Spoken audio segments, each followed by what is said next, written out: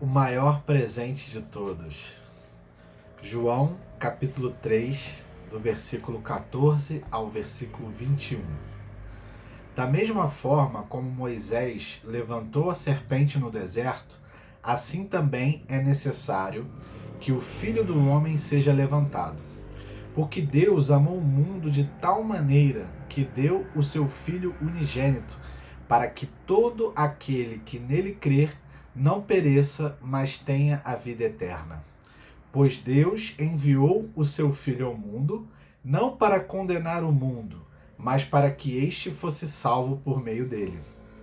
Quem nele crê não é condenado, mas quem não crê já está condenado, por não crer no nome do Filho unigênito de Deus. Este é o julgamento. A luz veio ao mundo, mas os homens amaram as trevas e não a luz, porque as suas obras eram más. Quem pratica o mal odeia a luz e não se aproxima da luz, temendo que as suas obras sejam manifestas. Esse é um trecho de uma conversa entre Jesus e um fariseu, mestre da lei chamado Nicodemos. A Bíblia nos conta que, encantado com as obras miraculosas feitas por Jesus, Nicodemos quis ir até ele para ter uma conversa em particular. Nessa conversa, com Nicodemos, Jesus nos ensina algumas lições centrais acerca da fé cristã. No versículo 14, o evangelista João nos diz: da mesma forma como Moisés levantou a serpente no deserto, assim também é necessário que o Filho do Homem seja levantado. Aqui, Jesus faz menção à necessidade central de sua morte na cruz. Jesus não veio ao mundo e morreu à toa. Não era uma opção, mas sim a única forma cabível para que o gravíssimo pecado de Adão e de seus descendentes pudesse ser perdoado por Deus. D.A. Carson nos ensina algo muito importante sobre Deus e seus atributos. Ele diz que não nos é permitido tomar um atributo de Deus e fazer tudo desse único atributo.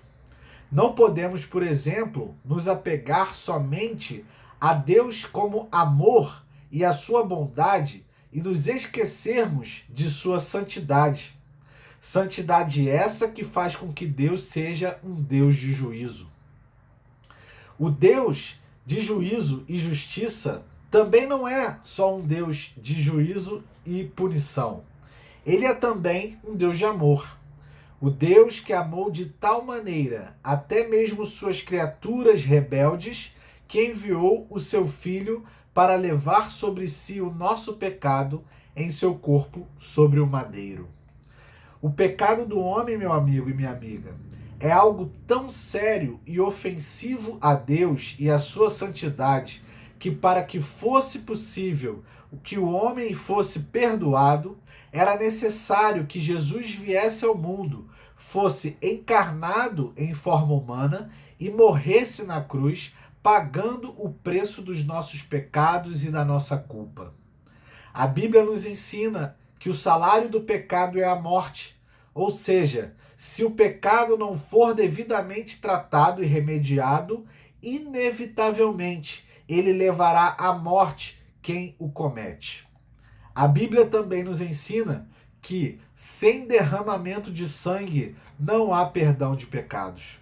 Dessa forma, nós entendemos que era necessário que Jesus viesse ao mundo e fosse morto naquela cruz.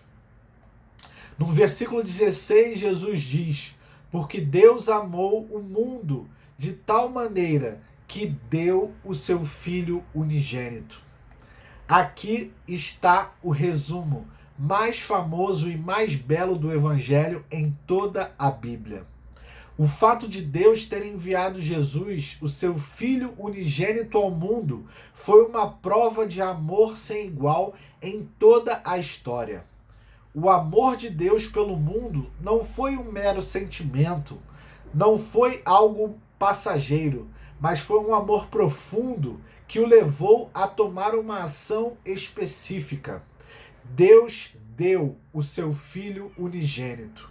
O amor de Deus pela humanidade foi tão grande que, mesmo o homem tendo pecado e se rebelado contra Deus e contra a sua lei, Deus decidiu enviar o seu Filho ao mundo, não para condenar o mundo, mas para que, através de sua vida de obediência e de sua morte injusta na cruz, o mundo fosse salvo por ele. E Jesus então encerra uma parte do seu discurso dizendo no versículo 18: quem nele crê não é condenado, mas quem não crê já está condenado, por não crer no nome do Filho unigênito de Deus. Jesus mostra, meu amigo e minha amiga, que ele não estava preocupado em ser politicamente correto ou em ser ecumênico, mas o seu compromisso era com a verdade e com a mensagem e a missão que Deus o Pai o havia confiado. Jesus nos ensina que para o homem diante de Deus não existe uma posição de neutralidade. Ou o homem confia em Cristo e em seu sacrifício e se torna amigo de Deus, ou então ele permanece em inimizade para com Deus e debaixo de sua santa e justa ira. Os que não creem e não confiam em Cristo já estão condenados diante de Deus por seus pecados, porque não confiaram na solução de Deus para a culpa do pecado da humanidade. O seu único filho morrendo na cruz. Meu amigo, minha amiga, que hoje você possa receber de braços abertos e coração grato esse belo presente que Deus nos deu, a salvação através da morte e ressurreição do seu Filho unigênito, Jesus Cristo. Tenha um ótimo dia. Um abraço.